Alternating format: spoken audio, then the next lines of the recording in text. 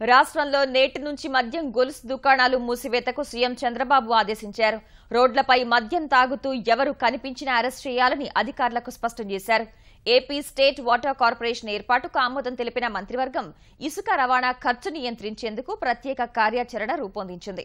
2014కు పూర్వం మంజూరై ఇళ్లు పూర్తి చేయలేని వారికి అండగా నిలవాలని నిర్ణయించింది. కిడ్నీ వ్యాధులతో బాధపడుతూ పేదవారికి ప్రతి నెల 2,500 పింఛనిచ్చి ఆదుకోవాలని తీర్మానించింది. గవర్నర్ కోటాలో ఖాళీగా ఉన్న 2 ఎమ్మెల్సీ స్థానాలకు మాజీ మంత్రులు ఎన్ఎండి ఫరూక్, రామసుబ్బారెడ్డిని ఖరారు చేశారు. సచివాలయంలో 4 గంటల పైగా సమావేశమైన మంత్రివర్గం కీలక నిర్ణయాలు తీసుకుంది. రాష్ట్ర వ్యాప్తంగా అన్ని బెల్టు షాపుల మూసివేతపై సుదీర్ఘంగా చర్చించింది. ప్రజల ఆరోగ్యం కంటే ప్రభుత్వానికి ఆదాయం ముఖ్యం కాదని స్పష్టం చేసిన సీఎం మద్యం దుకాణాలపై మహిళలు చేపట్టిన ఆందోళనలు ప్రస్తావించారు. మహిళల మనోభావాలు గౌరవించి బెల్టు షాపులపై కొరడా ఝుళిపించాలని స్పష్టం చేశారు. రోడ్లపై మద్యం తాగుతూ కనిపిస్తే అరెస్టులకు వెనకాడవద్దన్నారు. మద్యం దుకాణాలకు దేవుళ్ల పేర్లు పెట్టకుండా నియంత్రించి బయట కూర్చుని తాగడానికి వీలు లేకుండా చట్టాన్ని కఠినతరం చేయాలని నిర్ణయించారు. బెల్టు షాపులకు మద్యం సరఫరా చేసే ప్రధాన దుకాణాల లైసెన్సు రద్దు చేయాలని సూచించారు. బెల్టు షాపులు నిర్వహిస్తున్న వారికి 6 నెలల జైలు శిక్ష విధించడంతో పాటు షాపుల నిరోధానికి పోలీస్, ఎక్సైజ్ శాఖలు సమన్వయంతో పనిచేయాలని దిశానిర్దేశం చేశారు. గంజాయి, గుట్కా, డ్రగ్స్పై ఉక్కుపాదం మోపాలని సీఎం స్పష్టం చేశారు.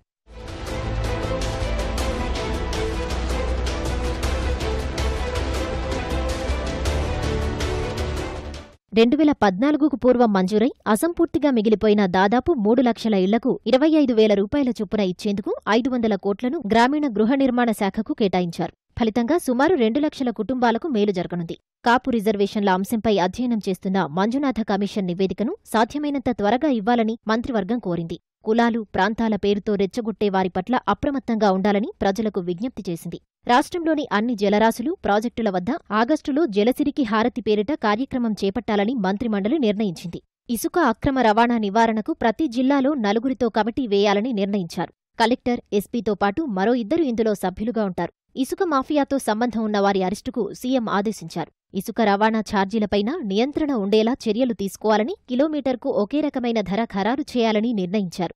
ఉద్దానం కిడ్నీ సమస్యపై జనసేన అధ్యక్షుడు పవన్ కళ్యాణ్ పోరాటంపైన మంత్రివర్గంలో చర్చించారు. రాష్ట్రంలో కిడ్నీ వ్యాధితో బాధపడుతున్న పేదవారికి నెలకు 2,500 చొప్పున పింఛను ఇవ్వాలని నిర్ణయించారు. రాష్ట్ర ప్రభుత్వం, భారత వైద్య పరిశోధన మండలి సంయుక్తంగా కిడ్నీ వ్యాధులపై పరిశోధన చేయాలని, సగం ఖర్చు భరించేందుకు ప్రభుత్వం ముందుకొచ్చింది. ఉద్దానం ప్రాంతంలో 7 ఆర్ఓ ప్లాంట్లు సెప్టెంబర్ నాటికి పూర్తి చేయాలని అధికారులను ఆదేశించారు. ఈ నెలలోనే 3 ప్లాంట్లు పూర్తి చేయాలని సంబంధిత శాఖకు ఆదేశించారు.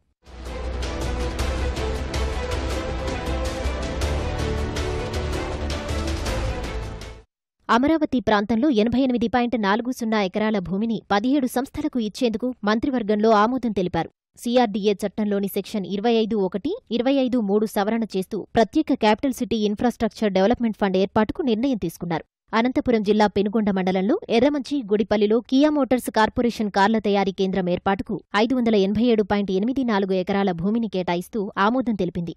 ఈ కర్మాగారం $2 బిలియన్ పెట్టుబడులతో 7 ఏళ్లలో 3 లక్షల కార్లు ఉత్పత్తి చేసి 4,000 మందికి ప్రత్యక్షంగా, 7,000 మందికి పరోక్షంగా ఉపాధి కల్పిస్తుంది.